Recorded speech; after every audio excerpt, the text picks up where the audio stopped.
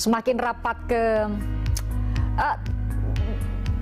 kubu sebelah ya, kalau biasanya ada yang menyebut demikian. Tapi saya coba klarifikasi apakah sudah tepat kita menyebut ada kubu lain dan kubu lain di saat ini belum terbentuk koalisi pengusung ya, karena masih deklarasi secara internal di partai. Dan kemarin memang kita sudah saksikan tadi ya, ada PKS dan Partai Demokrat yang mendeklarasikan sepakat untuk mendukung Anies Baswedan sebagai bakal calon presiden, meskipun tidak ada Partai Nasdem di situ. Itu yang menjadi pertanyaan, kenapa, apakah saat ini Nasdem bersafari ke beberapa partai di luar dari Partai Demokrat dan Partai Keadilan Sejahtera, apakah akan ditinggalkan? Itu yang menjadi pertanyaan kami malam ini. Syukurlah sudah bergabung bersama kami ada Mas Gun-Gun atau Kang Gun-Gun Herianto, analis komunikasi politik. Selamat malam, Kang Gun-Gun. Terima kasih sudah hadir secara langsung. Kemudian ada Bang Herzaki Mahendra, Ketua Bakomstra Partai Demokrat. Selamat malam, Bang Selamat malam, Mbak Firstian. Selamat malam, Mas Gun-Gun. Selamat malam, penonton Berita 1 TV. Atau BTV ya? Nyebutnya sekarang. BTV sekarang, BTV bersatu BTV. Menginspirasi, itu tagline kami ya. Ada Ibu Hetifah Syaifuddin, Wakil Ketua Umum Partai Golkar yang bergabung secara virtual. Selamat malam Bu Hetifah. Hai, malam semuanya. Terima kasih sudah bergabung.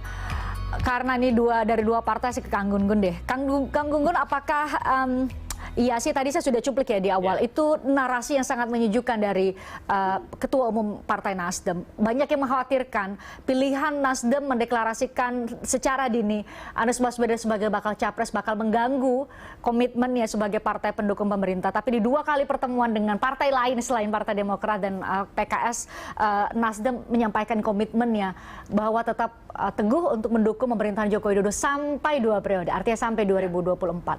Tapi adakah makna lain sebenarnya yang hendak disampaikan oleh Partai Nasdem dengan dalam minggu lalu ya, hari Kamis ya, ke Sekber Partai Gerindra dan PKB, hari ini ke Golkar? Menurut saya maknanya dua. Apa? Pertama, peneguhan berkali-kali Pak Surya Paloh dalam pernyataan retorisnya bahwa dia akan mendukung pemerintahan Jokowi hingga 2024, iya kan? Dan itu selalu dieksplisitkan. Kemudian langkah strategis bertemu misalnya Nasdem dengan Sekber Gerindra, kemudian sekarang ke Golkar, itu menurut saya adalah bagian dari strategi ZOPA dalam negosiasi. Apa itu? Zone of Possible Agreement. Jadi membuka area yang kemungkinan-kemungkinan itu masih bisa kemungkinannya apa? Kan sekarang ini masih posisi dinamis ya. Bahwa misalnya kemarin ada deklarasi retoris PKS gitu ya. Kemudian Mas Jaki juga ada di situ. Dalam komunikasi politik itu kan ada dua variabel. Pertama yang disebut dengan kesepahaman, yang kedua yang disebut dengan kesepakatan. Yang kedua kan belum, betul nggak? Kalau kesepahaman soal capresnya siapa? Sudah. Yes. Pak Anies Baswedan sudah dideklar oleh Nasdem 3 Oktober. Partainya Mas Jaki juga sudah menyampaikan bahwa PKS capresnya adalah Pak Anies. Pun demikian PKS. Sekarang kan bicara variabel-variabel lain belum disepakati.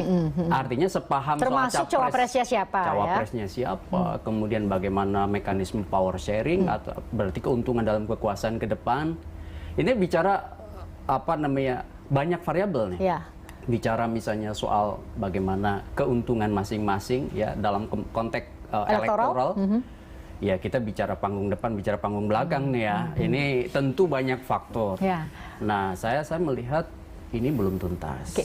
Kemungkinan tadi yang Kang Gun-Gun maksud apa? Kemungkinan tidak jadi di koalisi perubahan, atau Nasdem justru bergabung dengan partai lain di luar dari Partai Demokrat dan PKS? Yang jelas Nasdem itu kan sudah punya capres, namanya Anies Baswedan. Sekarang masalahnya adalah apakah posisi Nasdem harus selalu bergantung kepada misalnya PKS dan Partai Demokrat untuk melampaui presidensial threshold? Kan posisinya mengunci kalau begitu kan? Maka kemudian dia bikin ZOPA tuh, Zone of Possible Agreement, dengan cara misalnya silaturahim politik diperluas. Artinya ada ruang jelajah komunikasi yang diperlebar nih ke Gerindra dan PKB sama ke Partai Golkar. Kemungkinan apa yang dikomunikasikan oleh perwakilan Partai Nasdem? Mitigasi, Christian, ya kan? Mitigasi dalam konteks pemenangan pemilu itu kalau misalnya sekarang misalnya benar-benar hanya opsinya Plan A bergabung misalnya dengan Partai Demokrat dan PKS, sementara misalnya tawaran tinggi dari masing-masing partai, misalnya sebut aja Pak Demokrat tetap misalnya dengan AHY, kemudian PKS misalnya win-nya apa, kita juga nggak tahu persis apa yang kemudian dibincang di panggung belakang, ya kan? Nah ini kan semua bicara soal faktor-faktor yang apakah mutual understanding itu berakhir dengan kesepakatan. Kesepakatan itu penandanya dua, ya. Pertama, deklarasi, meskipun itu seremonial, tapi itu menjadi puncak dari kesepakatan. Saya ingin menegaskan lagi bahwa 2 kali pertemuan Partai Nasdem, hari ini Ketua Umum Partai Nasdem sendiri yang datang ke Golkar, pekan lalu ada ke Sekber Partai Gerindra dan PKB, membuka peluang bahwa belum teguh, belum sangat lekat komitmen antara, sudah geleng-geleng kepala, komitmen antara Nasdem, Partai Demokrat dan PKS. Secara kesepahaman sudah ada nama capres. Iya. Itu selesai. Kesepakatan? Kesepakatan belum. Nah, karena puncak kesepakatan itu sekali lagi adalah selesainya paket perbincangan kan. Gitu. Termasuk cawapres ya. Termasuk cawapres. Kira-kira bakal nyambung nggak kalau memang harapannya KIB, ini harapan ya, KIB bakal ke Partai Demokrat, PKS dan juga saat ini Partai Nasdem. Nyambung nggak secara platform, visi misi dan dalam perspektif lain? Saya lihat problemnya itu bukan di wilayah normatif. Visi, misi, platform itu kan mirip-mirip semua. Betul nggak? Yang masalah, Yang masalah itu... Perubahan beda dong status quo, ya kan? Masalahnya itu kan bicara soal banyak hal yang di level normatif sebenarnya semua sama lah, tengah, ya kan? Nasionalis, Demokrat itu religius, sama. Nasionalis religius Demokrat. Iya, tambahannya begitu. Iya. Tapi sebenarnya yang problem seriusnya adalah pada strategi pemenangan masing-masing. Kepentingan pemenangan masing-masing partai. Entah itu figur, entah itu dampak elektoralnya atau sering disebut sebagai insentif elektoralnya pada partai masing-masing. Termasuk pada wilayah kepentingan strategis jangka pendeknya. Soal misalnya siapa berkongsi dengan siapa. Nah, dalam konteks ini KIB yang sudah mengonsolidasikan kuasa politik, misalnya Golkar, PAN, dan P3, itu rasanya sudah punya kanal, ya kan? Kanal sendiri, dan proses konsolidasi ini juga menurut saya punya banyak hal yang akan mereka perjuangkan, termasuk partainya Bu Hetifah nih. Partai Golkar. Demokrat, rasa-rasanya justru akan bahkan bukan menjadi tambahan insentif bagi Partai Demokrat dengan masuknya KIB kalau memang, tapi justru akan berebut wilayah yang sama. Itu dalam bacaan saya. Itu konteks pertanyaan saya tadi. Iya, makanya kemudian sekarang pertanyaannya adalah apakah mau? Secara retoris mau. Iya kan? Secara retoris loh. Tapi di panggung belakang dengan hitung-hitungan yang realistis tadi. Tapi bisa itu akan yang dalam negosiasi itu kan ada reservation price ya, titik terendah yang bisa ditolerir, ya kan? Nah itu rada sulit tuh. Kang Gunggun, kalau kita karena ada Partai Demokrat dan Partai Golkar malam ini, kalau kita harus membanding-bandingkan, kalau mau berkoalisi membangun komitmen itu kan yang nomor 1 adalah soal chemistry. Katanya begitu, saya juga nggak tahu ya. Tapi coba kita obrolkan soal ini, soal chemistry.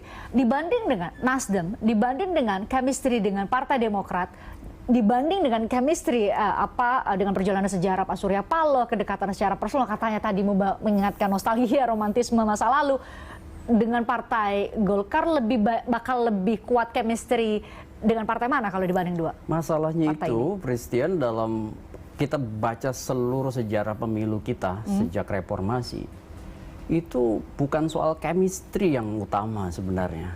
Tapi kalau kita mau jujur itu opportunity structure perspektif peluang. Peluang inilah yang kemudian basisnya itu 3. Pertama soal probabilitas figur, siapa yang kemudian figurnya itu menjadi punya market elektoral. Itu yang pertama, figur. Nah misalnya Pak Anies, Pak Ganjar atau whoever dia, ya. Kemudian yang kedua soal keuntungan dalam kekuasaan.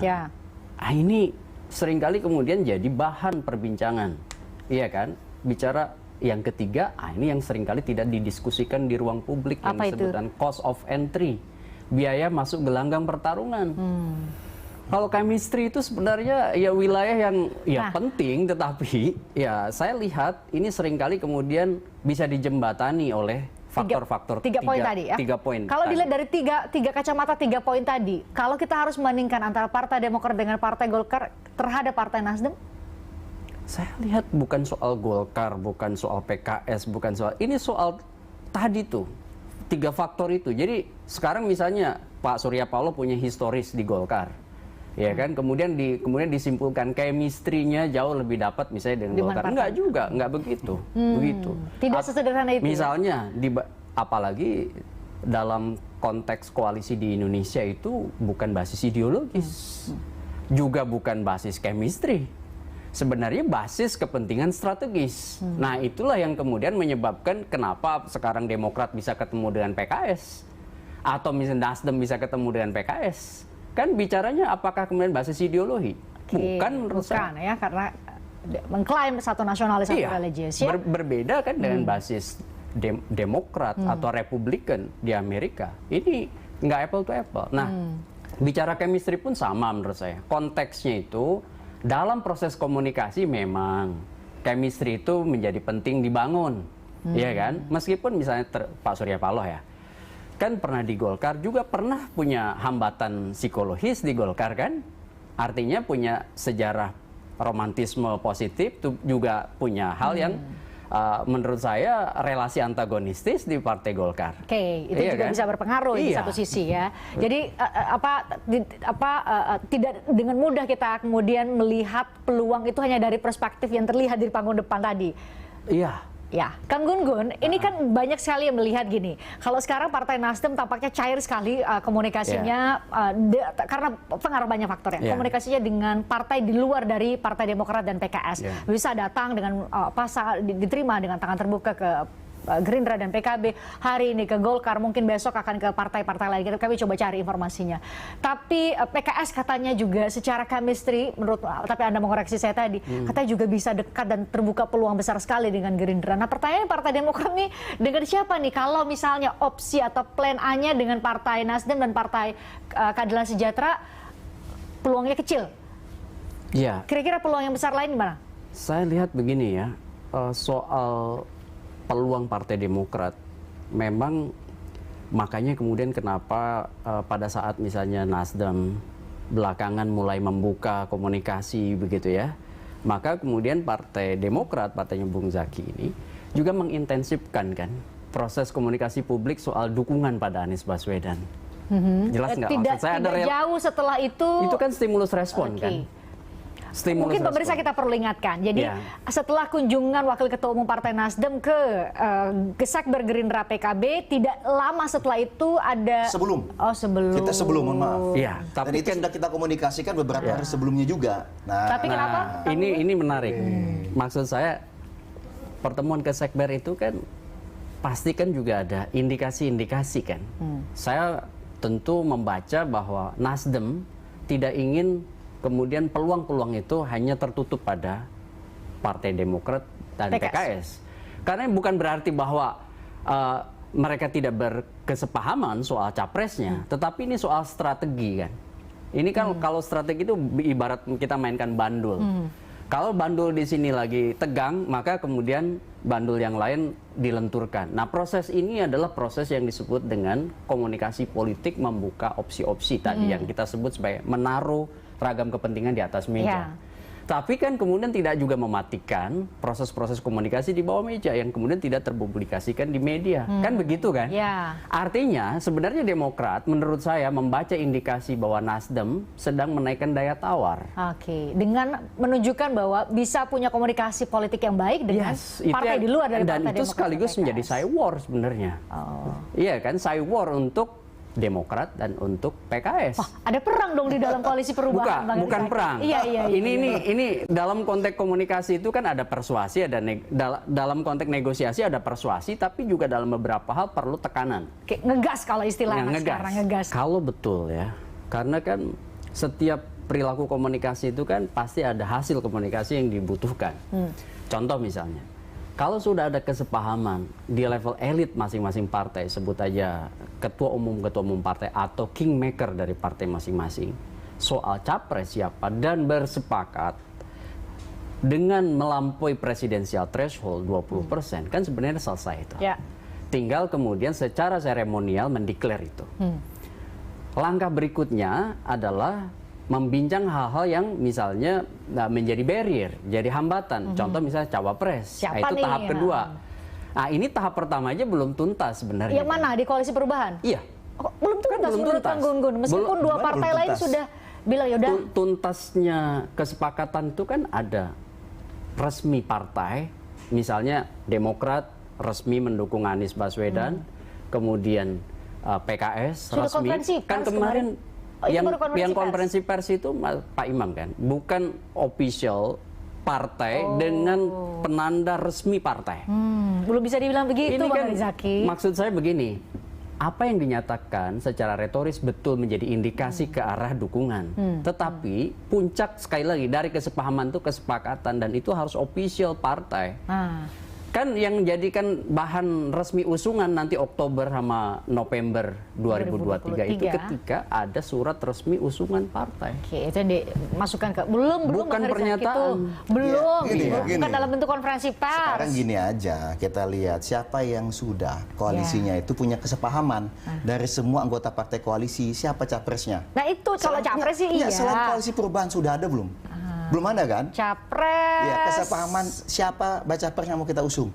Hanya Koalisi Perubahan. Nah, ini adalah fakta tapi belum hari official ini. tadi katakan. Ya, kalau kita bicara official, nanti nunggunya November malah mendaftar ke KPU baru semua bisa dibilang. Nah, artinya kalau nanti Oktober November, rentang antara Februari sampai Oktober itu masih sangat mungkin terbuka. Entah itu misalnya kongsi-kongsi itu diperlebar, maksud saya bukan hanya Demokrat, PKS atau Nasdem, koalisi, iya kan? Itu peluang. Atau bisa jadi ada penetrasi dari koalisi partai lain kan gitu. Kan masih terbuka juga. Tuh, anything possible. Semua masih mungkin kata Kang Gun-Gun. Jadi Kang Gun-Gun, apakah mungkin seberapa besar peluang Nasdem balik arah meninggalkan Partai Demokrat dan Partai Keadilan Sejahtera, seberapa mungkin itu satu. Yang kedua, kalau memang balik arah, siapa yang untung? Sebenarnya untuk peluang balik arah itu saya lihat lebih kecil dibanding ya mempertahankan yang sekarang. Artinya saya membaca nih ya sebagai analis, sebenarnya dengan mengambil resiko Partai Nasdem mendeklarasikan Pak Anies Oktober lalu, itu sebenarnya resiko besar. Satu, resiko cohesiveness dalam kabinet. Kan itu terbukti dari konstruksi opini yang begitu rupa itu, kemudian akhirnya juga turut menjadi semacam opini liar, reshuffle kabinet kan. Masih ingat ya, sampai hari ini kan perbincangan. Banyak yang menduga ini dari Nasdem yang akan di ini. Artinya Nasdem ambil resiko tuh.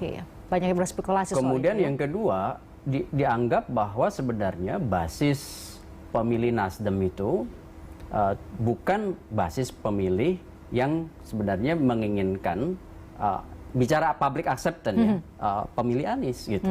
Artinya berbeda nih. Basis pemilih Anies itu lebih dekat dengan PKS. Oke, jadi Anies Baswedan tidak memberikan efek kotel efek kepada Nasdem ya. Nasdem. Makanya kemudian saya lihat Nasdem mengambil posisi untuk memilih melakukan strategi political publicity, publisitas politik lebih awal. Supaya apa? Dia kehilangan sesuatu, dia dapat sesuatu. Harapannya get some, lose some kan. Makanya kemudian dia coba untuk mengambil inisiatif memanggungkan Pak Anies, roadshow ke banyak kota, dan penetrasi ke simpul-simpul basis pemilih. Itu untuk menjaga sebenarnya basis, terutama basis internal mereka, sekaligus penetrasi ke basis pemilih baru, untuk kemudian dia mendapatkan efek ekor jas dari pencapresan. Dengan komunikasi politik ke partai-partai selain Partai Demokrat dan PKS, itu kan kalau kami publik melihatnya, berarti ini terbuka, apalagi tadi kita sepakat ya, bahwa terbuka peluang Nasdem tengah mencari atau membuka kemungkinan-kemungkinan lain. Bukankah ini kemudian menegasikan tadi apa yang Kang Gun-Gun bacakan tadi bahwa bacaannya tidak begitu. Jadi saya tadi bilang bahwa Nasdem kan ambil resiko, iya kan, dengan mendeklar lebih awal.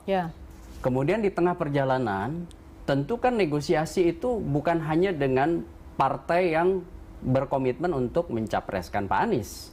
Tapi sebut aja yang mencapreskan Pak Anies kan ada PKS, ada Demokrat. Kemudian Nasdem dari awal. Nah, kalau kemudian dia berhenti di situ, kan yang namanya negosiasi itu tidak mudah. tidak linier, tapi resiprokal, timbal balik.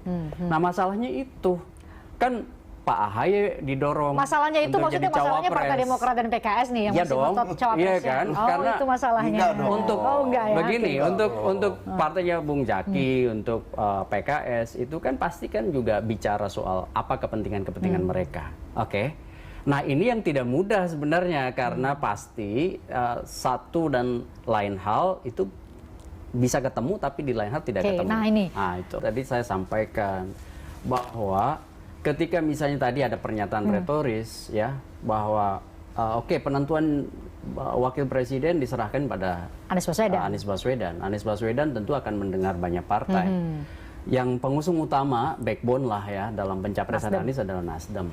Nah, ketika Nasdem misalnya bicara soal si A, si B, si C, ya, yang belum tentu misalnya nama utama dari Partai Demokrat, tentu kan akan ada hambatan nih, bottleneck nih, bahkan mungkin deadlock, ya kan? Makanya supaya kemudian tidak deadlock, tadi ada strategi untuk memperluas ruang jelajah komunikasi politik. Opsi-opsi itu dibuka, misalnya hadirlah Pak Surya Paloh ke Golkar, hadirlah ke Opsi dalam konteks ini adalah opsi figur atau opsi kawan koalisi lain? Kalau menurut saya bukan pada koalisi lain ya. Tapi opsi figur. Saya masih melihat bahwa Demokrat, PKS. Berarti bisa jadi Anies Baswedan tidak akan memilih AHY, tidak akan memilih Ahmad Heriawan katakanlah dari itu, PKS, tapi sosok lain di luar dari itu. Bisa ada pertimbangan-pertimbangan, misalnya pertimbangan-pertimbangan strategis. Kan bukan hanya kandidasi. Ya kan, proses kandidasi, tapi juga proses pemenangan pemilu di 2024. Kira-kira mengalah untuk menang lah, katakanlah biasanya pada begitu ya akhirnya secara akan umum. begitu, bicara soal opportunity. Baik. Terima kasih Bang Heri Zaki, terima kasih Kang Gun Gun, terima kasih juga Bu Hetiva sudah berkenan untuk bergabung secara virtual. Kita ngobrol lagi di lain kesempatan. Salam Bu Hetiva. Salam Bu Hetiva. Terima kasih dan semoga ini menjadi bagian dari pencerahan kami lah. Jadi lebih tahu bagaimana dinamika politik yang terjadi. Jadi semakin tahu bagaimana partai politik menyiapkan kader terbaiknya untuk kita pilih sebagai bakal capres maupun bakal cawapres. Terima kasih Anda sudah nonton kami. Saya Christian Grich. Kita jumpa lagi besok ya.